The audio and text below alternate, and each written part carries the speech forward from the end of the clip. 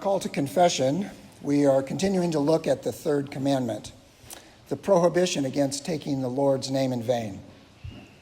Last week, we looked at the first of the Hebrew names of God, Elohim, and the implications that his name relate to this commandment.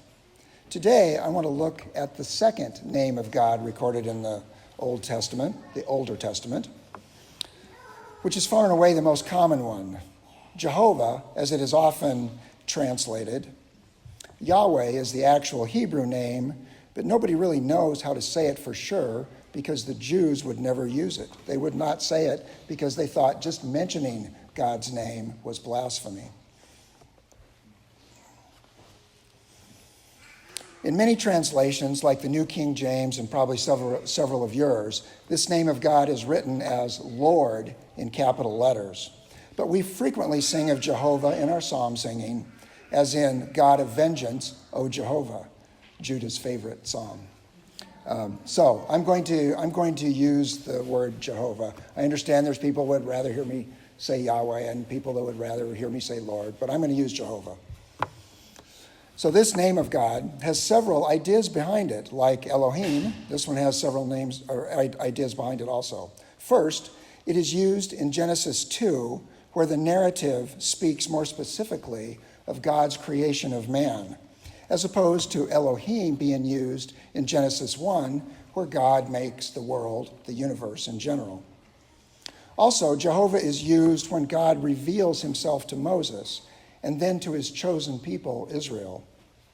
While all the names of God tell us something of himself, of his attributes and his character, Jehovah may be thought of as the name whereby God reveals himself in a special way to man, but also to his chosen people. Secondly, Jehovah refers to God's self-existence. When Moses asks God what name he should go to the Israelites with, God answers, I am that I am. God exists in himself. He is the creator, not the created. He did not need to make the universe to exist, and he did not need to make man in his image. He existed before he brought anything else into existence.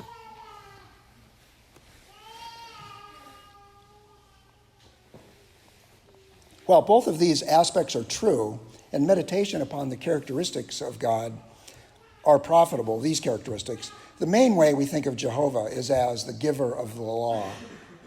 Jehovah is the name used when the Lord places man under moral obligation.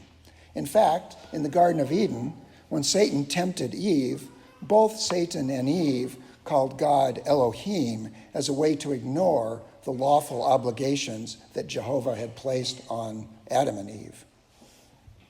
God's law expresses his moral character and holiness, and the moral righteousness and holiness he expects of creation and of us men. You shall be holy, for I, the Lord your God, am holy, it says in Leviticus. And this could be said as, you shall be holy, for I, Jehovah, your Elohim, am holy. We cannot get away from God's law, from his requirements of man and of his creation. And we who have been chosen by God from before the foundation of the world bear his name. We are his representatives on earth. Paul tells us in Romans that God's invisible attributes are seen in his creation, the unseen being understood by what is seen. And so all people should know God. But the world outside the church also sees God by how God's people bear him, how we take him. As God's people, we not only have to keep the law to become more holy, to become more like Christ, to become more sanctified, but we have to keep it because we represent God to a fallen world. It is said of pastors' families that they live in the fishbowl. To a certain degree, all of us who bear God's name, all of us who call ourselves Christian, live in that same fishbowl. So, when we disobey God's law in any way, we are taking his name in vain. When we get unrighteously angry, as I did the other night when we had to replace our modem and it just wouldn't work, we are taking God's name in vain.